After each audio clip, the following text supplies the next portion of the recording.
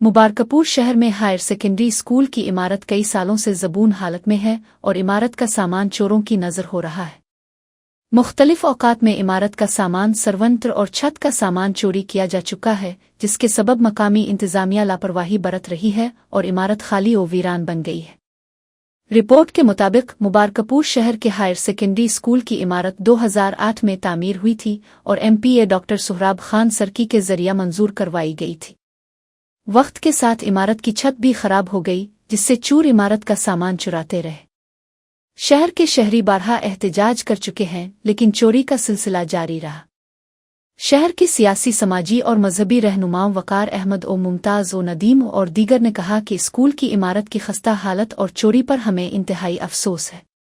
उन्होंने कहा कि वक़्ता फ़ौक़ता स्कूल की इमारत के लिए एहतजाज किया गया, लेकिन पुलिस खामोश रही।